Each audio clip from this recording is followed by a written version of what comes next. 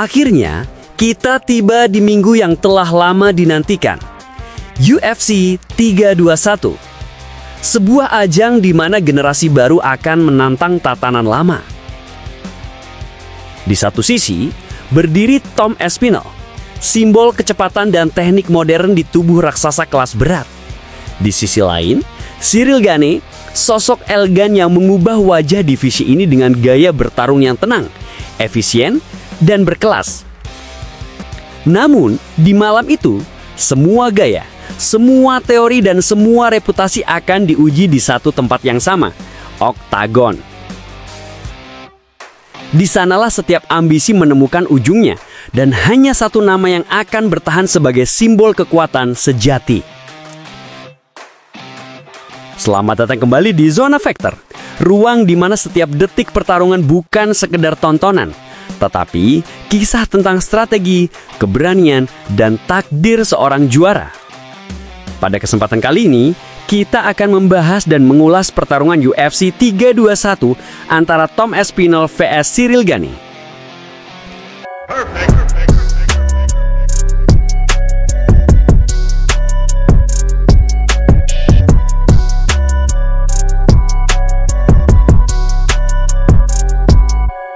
Ciryl Gane adalah lawan terberat yang pernah dihadapi Aspinall sejauh ini. Dan justru karena itulah, jika Aspinall mampu menaklukkan Gane dengan mudah, hal tersebut akan mengabarkan betapa timpangnya kualitas di divisi kelas berat saat ini. Itu sekaligus menunjukkan betapa Aspinall adalah sosok yang melampaui generasinya. Ia merupakan bakat istimewa, sebagaimana kita menyebut nama-nama seperti Islam Makhachev, Alexander Pantoja, Merab Dvalishvili, atau Ilia Topuria, petarung-petarung yang mengubah lanskap olahraga ini.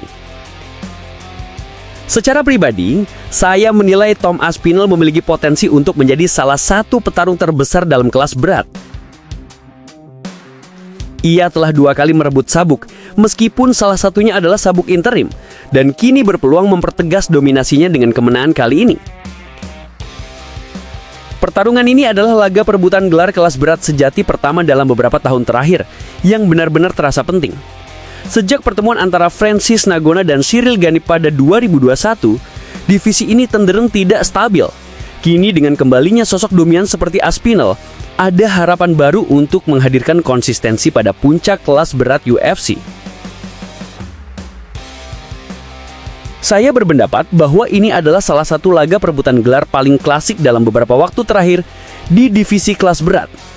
Mengingat, Gane mendapat kesempatan setelah serangkaian kemenangan yang sebenarnya tidak terlalu meyakinkan.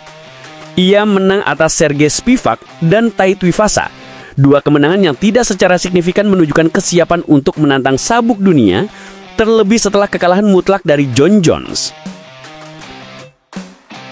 Setiap pertarungan selalu dimulai dari posisi berdiri, dan aspek striking menjadi kunci dalam duel ini.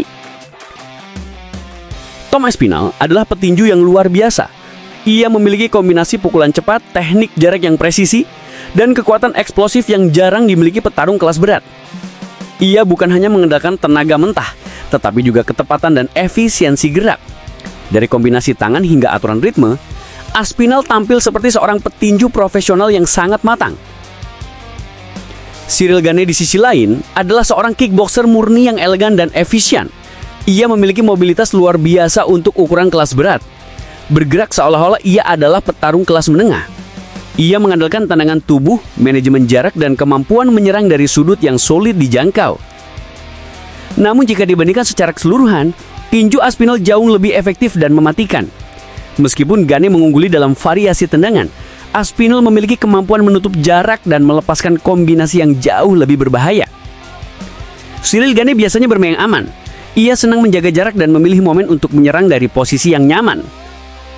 Ia bukan tipe petarung yang memaksakan tempo. Sebaliknya, Aspinall adalah pemburu.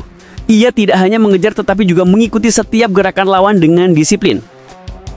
Ia mampu menyesuaikan diri terhadap arah langkah lawan, baik ke kiri, kanan, ataupun mundur, dan selalu menekan ruang gerak hingga lawan terperangkap dalam tekanan. Pendekatan seperti ini membuat Aspinall tampak selalu satu langkah di depan. Ia bukan petarung yang gegabah, tetapi juga tidak pasif. Ia memilih waktu dengan presisi dan menutup setiap peluang lawan untuk bernafas. Selain kemampuan striking, Aspinall juga memiliki kemampuan gulat dan jujitsu yang sangat baik untuk ukuran kelas berat. Ia aktif mencari penyelesaian ketika pertarungan berpindah ke bawah, bukan sekedar bertahan di posisi dominan. Contohnya dapat dilihat dari penyelesaiannya atas Alexander Volkov melalui kuncian lengan lurus di ronde pertama. Ia tidak ragu melakukan transisi, mencari peluang submission, dan selalu menekan hingga lawan menyerah. Sebaliknya, Gane masih menunjukkan kelemahan signifikan dalam pertahanan gulat. Ia pernah dikontrol dengan mudah oleh Francis Ngannou, bahkan sempat dikalahkan melalui permainan bawor yang sederhana. Meskipun ia telah berusaha memperbaiki aspek tersebut, kelemahannya tetap terlihat jelas dalam beberapa pertarungan terakhir. Aspinall, dalam hal ini, memiliki kombinasi yang langka di kelas berat. Kecepatan, teknik tinju elit, dan kemampuan gulat dan jujitsu ofensif yang solid. Satu hal yang sering dipertanyakan dari Aspinall adalah ketahanannya dalam laga panjang, karena mayoritas kemenangannya datang pada ronde pertama. Namun keunggulan fisik, refleks, dan efisiensi energi membuatnya belum pernah benar-benar teruji kelelahan.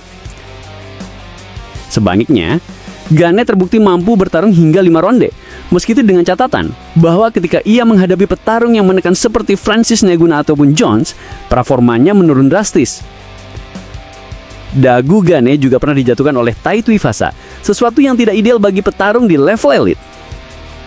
Kesimpulan, dengan mempertimbangkan seluruh aspek, kecepatan, teknik striking, kemampuan gulat, efisiensi energi, dan mentalitas pemburu, saya dengan yakin menyimpulkan bahwa Tom Aspinall akan memenangkan pertarungan ini melalui penyelesaian pada ronde pertama.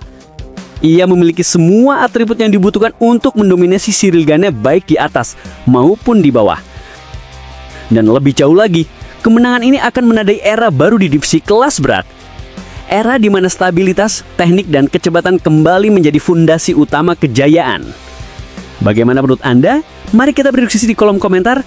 Terima kasih sudah menonton dan sampai jumpa di kesempatan berikutnya.